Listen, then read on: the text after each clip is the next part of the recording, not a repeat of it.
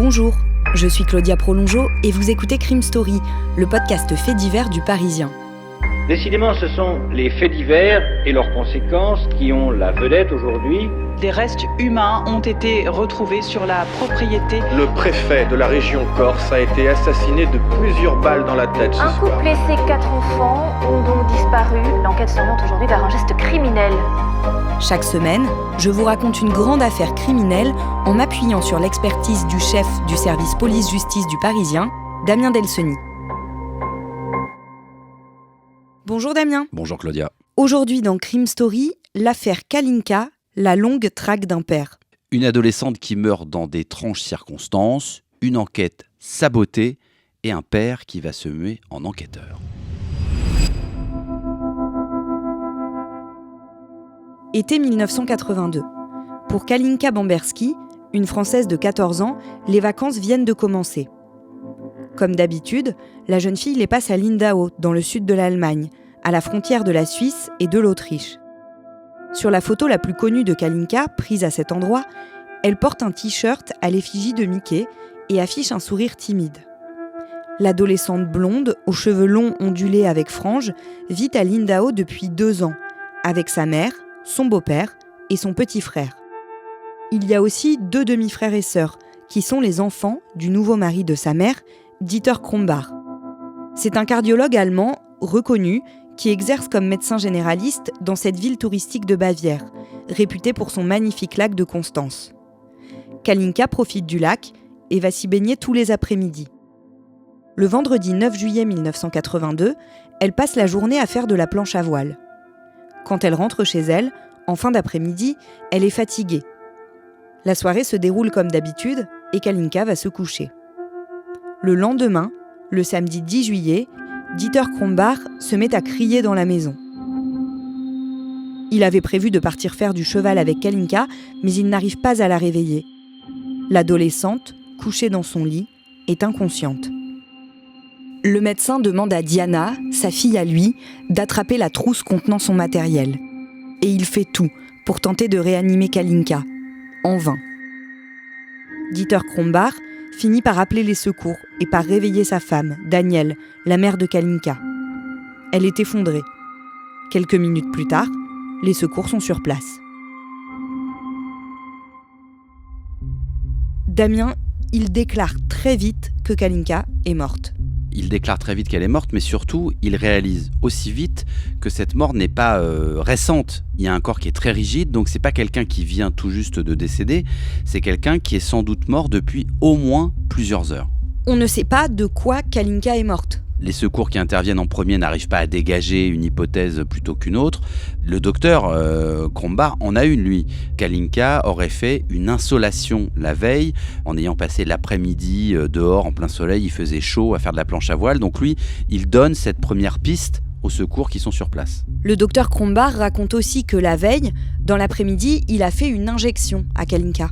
Oui, il explique qu'il a mélangé du cobalt et du fer. Quand on lui demande mais pourquoi vous lui faites cette injection de cobalt et de fer, il dit c'est parce qu'elle me l'a demandé, parce qu'elle se plaignait de ne pas bronzer suffisamment, donc je lui ai fait cette injection. En réalité, le cobalt et le fer, c'est pas quelque chose qu'on injecte d'abord comme ça régulièrement, et puis surtout, ça n'a rien à voir avec l'accélération d'un quelconque bronzage. C'est plutôt un mélange qu'on administre à des personnes qui sont victimes d'anémie, ce qui a priori n'est pas le cas de Kalinka. Donc tout de suite, la question du pourquoi de cette piqûre se pose. Les secours, bien qu'ils n'aient pas le droit de transporter des cadavres, prennent la responsabilité d'emmener Kalinka à l'hôpital. Une fois arrivés, ils amènent son corps dans la chambre froide. La mère de Kalinka, Danielle, a la lourde tâche de prévenir son père. Il s'appelle Andrzej Bamberski. Âgé de 45 ans, cet homme est originaire de Pologne et a été déporté pendant la Seconde Guerre mondiale. Après quoi, il s'est établi en France, d'où il est parti faire son service militaire au Maroc en 1962. C'est là qu'il rencontre Daniel Gonin. À Casablanca, le couple a 2 enfants. Kalinka, né en 1967, et Nicolas, en 1972. Dans l'émission Faites entrer l'accusé, Andrzej Bamberski raconte avoir perdu la notion du temps après l'annonce de la mort de sa fille. Si vous voulez, pendant plusieurs jours et même pendant plusieurs semaines, j'avais complètement, si vous voulez, perdu la notion de la réalité des choses. Puis il commence à s'interroger. Kalinka était en très bonne santé, en bonne forme physique. C'était une jeune femme belle, sportive, qui n'avait a priori pas de problème. En tout cas, elle ne lui en avait jamais parlé, et ils avaient une très bonne relation. À la séparation des parents, c'est le père qui avait eu la garde de leurs 2 enfants. Puis, en 1980, la donne avait changé, et Kalinka et Nicolas avaient été confiés à leur mère, en Allemagne. Mais depuis quelque temps, l'adolescente faisait part de son souhait de retourner vivre avec André, dans la Haute-Garonne, à Toulouse. Et c'est ce qui était prévu quelques mois plus tard, pour la rentrée 1982. Kalinka passait donc ses dernières semaines de cohabitation avec sa mère et son beau-père.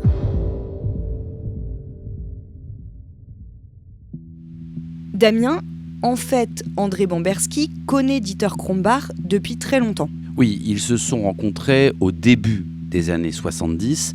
À l'époque, André Bamberski dirige une assez grosse entreprise qui a quasiment 1000 salariés à Casablanca, au Maroc. Avec sa femme, ils sont sur place, ils vivent à l'époque au Maroc et ils vont rencontrer le docteur Dieter Krombach, qui est à l'époque médecin cardiologue du consulat allemand de Casablanca. Dieter Krombach et Daniel Gonin, qui est à ce moment-là marié avec André Bamberski, ont une liaison. Oui, une liaison adultère qui va donc démarrer pendant ce séjour au Maroc.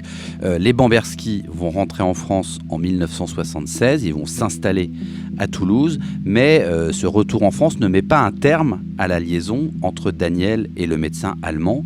Donc les 2 couples finissent par se séparer, chacun de leur côté, et Dieter et Daniel s'installent ensemble et se marient 1 an plus tard, en 1977.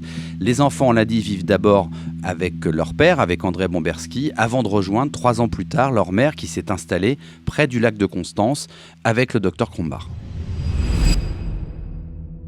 Le lundi 12 juillet 1982, 2 jours après la mort de Kalinka, une autopsie est pratiquée à l'hôpital de Memmingen.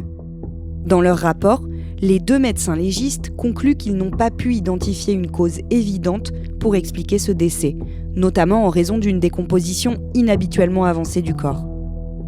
Ils remarquent en revanche que la jeune fille a des restes alimentaires dans les poumons et l'œsophage, ce qui correspond à une asphyxie en dormant. Mais d'habitude, une personne bien portante qui vomit dans son sommeil se réveille. Alors pourquoi ça n'a pas été le cas ? Ils écrivent aussi que les gestes de réanimation tentés par le docteur Krombach sur l'adolescente sont, je cite, « grotesques et étranges ». Car l'heure de sa mort remonterait au plus tard au milieu de la nuit, peut-être même à la veille au soir. Elle était de toute évidence déjà morte depuis plusieurs heures au moment où le docteur a tenté de la réanimer. Et il semble improbable qu'un médecin ne s'en soit pas rendu compte.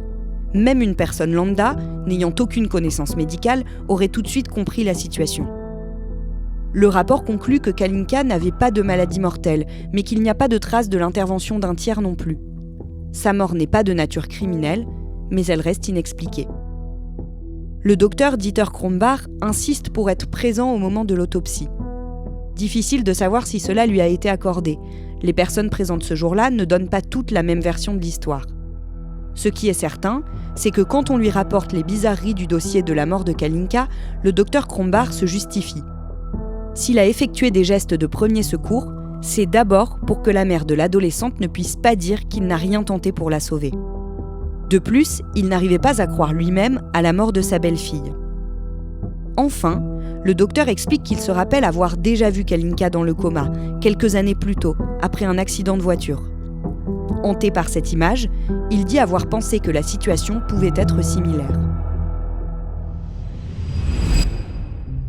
Damien, les médecins relèvent quand même des éléments qui peuvent laisser penser que la jeune fille a été violée.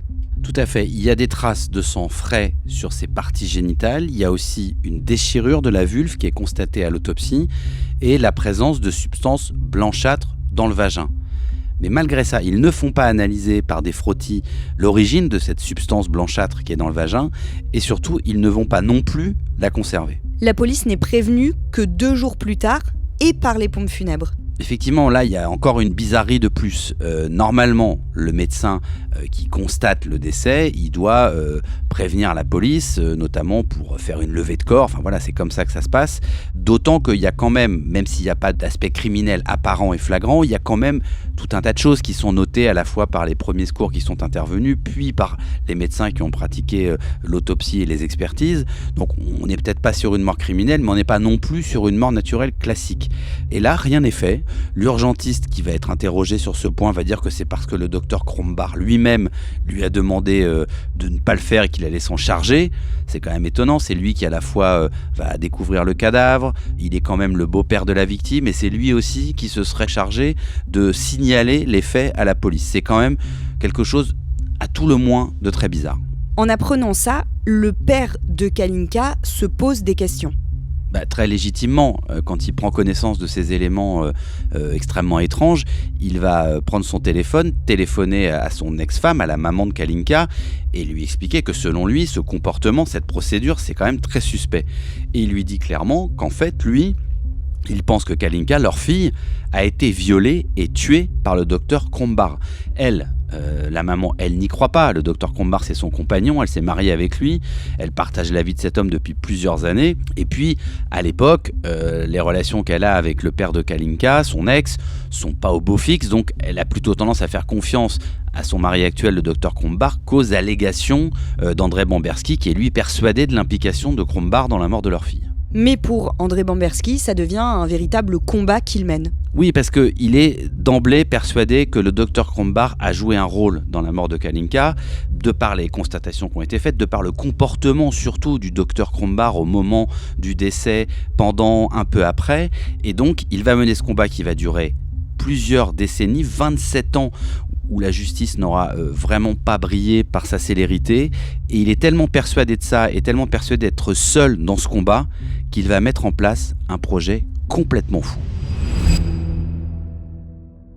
Je lui ai promis que je me battrais jusqu'au bout, même contre sa maman, qui ne voulait pas entendre parler de ça, qui disait que j'étais fou, qui disait que j'étais paranoïaque, qui disait surtout, en fait, tu ne cherches pas la vérité sur la mort de Kalinka. La mère me disait, tu cherches à te venger du docteur Krombacher. Un point, c'est tout. Et qu'est-ce que vous promettez à Kalinka? Je promets à Kalinka, j'irai jusqu'au bout pour que justice se soit rendue, pour que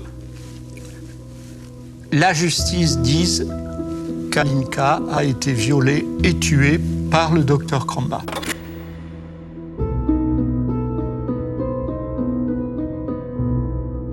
Vous venez d'écouter le premier épisode de Crime Story, l'affaire Kalinka, la longue traque d'un père. Suite et fin de ce podcast dans le deuxième épisode, déjà disponible sur toutes les plateformes d'écoute et sur leparisien.fr. Crime Story est le podcast fait divers du Parisien.